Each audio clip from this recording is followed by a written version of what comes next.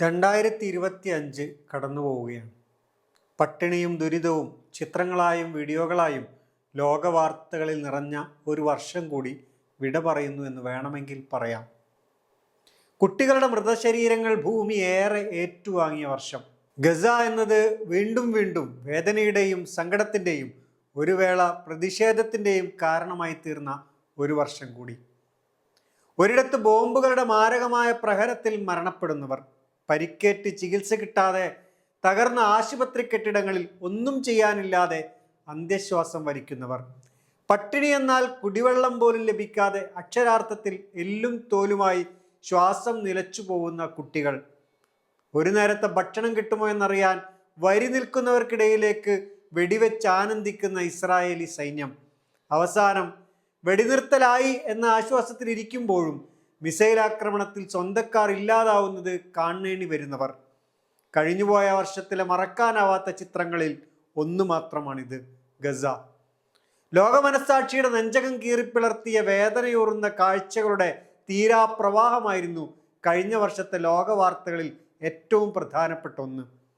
പിന്നീട് യുദ്ധം തുടങ്ങി 2 വർഷം പിന്നിട്ടപ്പോൾ ഇസ്രായേലും ഹമാസും വെടിനിർത്തൽ പ്രഖ്യാപിക്കുകയും ബന്ദികളെ കൈമാറുകയും സമാധാനം തിരിച്ചു വരികയും ചെയ്തു എന്ന് കരുതിയിരിക്കുമ്പോൾ വീണ്ടും മിസൈലുകളും ബോംബുകളും ഗസയിലെത്തി. കൂട്ടക്കുരുതിക്ക് വീണ്ടും ലോകം സാക്ഷിയായി. തടവിൽ നിന്നും പുറത്തെത്തിയ ഫലസ്തീനികളിൽ പലരും ശാരീരികമായി ആകെ തകർന്നു പോയിരുന്നു. സമാനതകളില്ലാത്ത ക്രൂരതകൾക്കാണ് ഇസ്രായേൽ അവരെ വിധേയമാക്കിയത്. ഗസ യുദ്ധത്തിനിടയിൽ ഇസ്രായേൽ ഇറാനെതിരെയും ആക്രമണം നടത്തി, അതും അമേരിക്കയുടെ രഹസ്യ പിന്തുണയോടെ. സമാധാന കരാറിലെ വ്യവസ്ഥ അനുസരിച്ച് ആര് ഗസയെ പുനർനിർമ്മിക്കുമെന്നും അതെങ്ങനെയായിരിക്കുമെന്നുമൊക്കെയാണ് പുതിയ വർഷം ഉറ്റുനോക്കുന്നത്. ഗസയിൽ നിന്നും ഫലസ്തീനികളെ കുടിയൊഴിപ്പിച്ച് അതൊരു വിനോദസഞ്ചാര കേന്ദ്രമാക്കാനും തങ്ങളുടെ ആശ്രിതരെ വാഴിക്കാനുമുള്ള അമേരിക്കൻ നീക്കത്തിന് ആരൊക്കെ കൂടെ ഉണ്ടാവുമെന്നതും കണ്ടറിയേണ്ടതു തന്നെ. ട്രംപ് വീണ്ടും അമേരിക്കൻ പ്രസിഡന്റായ വർഷമാണ് കഴിഞ്ഞുപോയത്. വന്നയുടനെ തന്നെ പുതിയ തീരുമാനങ്ങളിലൂടെ ലോകത്ത് ഒറ്റയാനാവാനുള്ള പദ്ധതിയിലാണ് ട്രംപ്. വിദേശ രാജ്യങ്ങളോട് അടങ്ങാത്ത കലിപ്പും അഭിനിവേശവും ഒക്കെ ഓരോ സമയത്തും അദ്ദേഹം വെളിപ്പെടുത്തുകയുണ്ടായി. ഗ്രീൻലാൻഡ് പിടിച്ചെടുക്കും, കാനഡയെ 51ാമത്തെ സംസ്ഥാനമാക്കും, പനാമ കനാലിനു മേലുള്ള നിയന്ത്രണം തിരിച്ചു പിടിക്കുമെന്നൊക്കെയുള്ള ഭീഷണി ഭരണമേറ്റപ്പോൾ മുതൽ തുടങ്ങിയിട്ടുള്ളതാണ്. മറ്റു രാജ്യങ്ങൾക്ക് മേൽ ഇറക്കുമതി തീരുവ അടിച്ചേൽപ്പിക്കുന്ന കാര്യം മറ്റൊന്ന്. പാരീസ് ഉടമ്പടിയിൽ നിന്നും ലോകാരോഗ്യ സംഘടനയിൽ നിന്നും അമേരിക്ക പിന്മാറുന്നതായി അദ്ദേഹം പ്രഖ്യാപിച്ചു. കുടിയേറ്റക്കാർക്കെതിരെ വെറുപ്പോടെ മാത്രം സംസാരിച്ചു, പ്രചാരണങ്ങൾ അഴിച്ചുവിട്ടു. ഇതിനിടയിൽ കട്ടചങ്ങാതിയായിരുന്ന ഇലൺ മസ്കുമായി തെറ്റി. വേറൊരിടത്ത്, അതായത് ന്യൂയോർക്ക് സിറ്റിയിൽ കുടിയേറ്റക്കാരുടെ നേതാവായും മേയറായും മഹ്മൂദ് മംദാനി ജയിച്ചു വന്നു. ട്രംപിന്റെ ശക്തനായ വിമർശകനായിട്ട് മംദാനി ജയിച്ചത് വാർത്തകളിലെ ഏറെ ശ്രദ്ധേയമായ ഒന്നായിരുന്നു. ഗസ യുദ്ധത്തിലും ഇന്ത്യ പാക് തർക്കത്തിലുമൊക്കെ ഇടപെട്ട് തീർപ്പാക്കിയെന്ന് ലോകത്തെ ബോധ്യപ്പെടുത്താൻ പണിയെടുത്തെങ്കിലും യുക്രൈനും റഷ്യയും തമ്മിലുള്ള തർക്കത്തിൽ ആ പണിയൊന്നും നടന്നില്ല. താൻ തോറ്റിരിക്കുന്നുവെന്ന് ആ മനുഷ്യൻ പരസ്യമായി പറയേണ്ടി വന്നു. അമേരിക്കയിൽ ഇതിനിടയിൽ നോ കില്ലിംഗ് ജാഥകൾ തലങ്ങും വിലങ്ങും നടന്നതിനും 2024 സാക്ഷിയായി. പോലീസിനെ കയറൂരിവിട്ട ട്രംപ് നടപടിക്കെതിരായിരുന്നു ജനങ്ങളുടെ പ്രതിഷേധം. അമേരിക്കയിലെ പ്രധാന നഗരങ്ങളിലേക്കെല്ലാം നാഷണൽ ഗാർഡ്സിനെ പറഞ്ഞയച്ചതിനെതിരെയും ജനങ്ങൾ പ്രതിഷേധമുയർത്തി. കുടിയേറ്റക്കാരുടെ പേര് പറഞ്ഞാണ് ഈ പണി ട്രംപ് നടത്തിക്കൊണ്ടിരിക്കുന്നത്. പക്ഷേ സുപ്രീം കോടതിയുടെ ഇടപെടൽ പ്രസിഡന്റിന്റെ സൈനിക ഭരണത്തിന് തൽക്കാലം തടയിട്ടിരിക്കുകയാണ്. എല്ലായിടത്തേക്കും നാഷണൽ ഗാർഡിനെ പറഞ്ഞേക്കാൻ അനുവദിക്കണമെന്ന ട്രംപിന്റെ അഭ്യർത്ഥനയാണ് സുപ്രീം കോടതി തള്ളിക്കളഞ്ഞത്. സമാധാനത്തിന്റെ വെള്ളരിപ്രാവായി സ്വയം അഭിഷിക്തനായ പ്രസിഡന്റിന് അടുത്ത കൊല്ലമെങ്കിലും നോബൽ സമ്മാനം കിട്ടുമെന്ന പ്രതീക്ഷയിലാണ് ആരാധക വൃന്ദം. മറ്റു ചില പ്രധാന സംഭവങ്ങളിലേക്ക് ചുരുക്കത്തിൽ ഒന്ന് സഞ്ചരിക്കാം.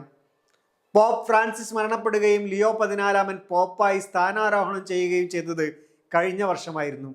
അമേരിക്കയിൽ നിന്നുള്ള ആദ്യത്തെ പോപ്പാണ് ലിയോ. കംബോഡിയയും തായ്ലാൻഡും തമ്മിലുള്ള തർക്കവും സംഘർഷവും ഇപ്പോഴും അവസാനിച്ചിട്ടില്ല. അതിർത്തി തർക്കമാണ് കാരണം. ആയിരക്കണക്കിന് ആളുകളാണ് അഭയാർത്ഥികളാക്കപ്പെട്ടത്. അവിടെയും ട്രംപ് ഇടപെട്ടു, ഭീഷണിപ്പെടുത്തി, ഒരു ചെറിയ ഇടവേള കിട്ടി. പക്ഷെ വീണ്ടും കുഴപ്പങ്ങൾ തുടങ്ങി. പക്ഷെ നിലവിൽ റെഡ് ക്രോസിന്റെ നേതൃത്വത്തിൽ യുദ്ധത്തടവുകാരായി പിടിച്ച 18 കംബോഡിയൻ പട്ടാളക്കാരെ വിട്ടുകൊടുത്തത് ചില പ്രതീക്ഷകൾ ഉണർത്തുന്നുണ്ട്. ആർട്ടിഫിഷ്യൽ ഇന്റലിജൻസ് ഭരിക്കുന്ന ലോകമായി നമ്മുടേത് മാറുന്നുവെന്ന ശക്തമായ സൂചനകളാണ് കഴിഞ്ഞ വർഷം നൽകുന്നത്. അതോടൊപ്പം ഇതിനെ നിയന്ത്രിക്കാൻ ഉതകുന്ന നിയമങ്ങളെക്കുറിച്ചും ലോകം ചിന്തിക്കാൻ തുടങ്ങി. ആസ്ട്രേലിയ ഇതിനിടയിൽ 16 വയസ്സിന് താഴെയുള്ളവർക്ക് സോഷ്യൽ മീഡിയ നിയന്ത്രണം ഏർപ്പെടുത്തിയതും വലിയ വാർത്തയായി. 10ഓളം സൈറ്റുകളാണ് ഇത്തരത്തിൽ കുട്ടികൾക്ക് മുന്നിൽ അടയ്ക്കപ്പെട്ടത്. അതിൽ യൂട്യൂബും ഫേസ്ബുക്കും ഇൻസ്റ്റാഗ്രാമും ടിക്ടോക്കും എക്സും ഒക്കെ ഉൾപ്പെടും. ലോകം മുഴുവൻ ആസ്ട്രേലിയയെ മാതൃകയാക്കണമെന്ന് പറയുന്നവരുണ്ട്. ഒപ്പം ആസ്ട്രേലിയ ചെയ്തത് വിഡ്ഢിത്തമാണെന്ന് പറയുന്നവരും ഉണ്ട്. സുഡാനെക്കുറിച്ച് ഭൂമിയിലെ നരകം എന്ന് വിശേഷിപ്പിക്കുന്നവരുണ്ട്. 3 കൊല്ലത്തിലധികമായി ആഭ്യന്തര കലഹം രൂക്ഷമായി തുടരുന്ന ഒരു നാടിനെ അങ്ങനെ അല്ലാതെ എങ്ങനെ വിശേഷിപ്പിക്കാൻ? സുഡാനീസ് ആർംഡ് ഫോഴ്സസും റാപ്പിഡ് സപ്പോർട്ട് ഫോഴ്സസും തമ്മിലാണ് സംഘർഷം. സുഡാനീസ് ഫോഴ്സിനെ ഈജിപ്തും റഷ്യയും തുർക്കിയും മറ്റും സഹായിക്കുമ്പോൾ റാപ്പിഡ് ഫോഴ്സിനെ ചാഡും എത്യോപ്യയും UAEയും ഒക്കെ സഹായിക്കുന്നുണ്ട് എന്നാണ് വാർത്തകൾ. ഏകദേശം 4 ലക്ഷത്തോളം ആളുകൾ ഇതിനകം കൊല്ലപ്പെട്ടിട്ടുണ്ടാവാമെന്ന് കണക്കുകൾ പറയുന്നു. കൊലപ്പെടുത്തുന്നതിൻ്റെ രീതികൾ മാധ്യമങ്ങളിൽ ഏറെ വന്നതാണ്. റോഡിൽ പരന്നു കിടക്കുന്ന മൃതദേഹങ്ങൾ വാർത്തയല്ലാതായി മാറി.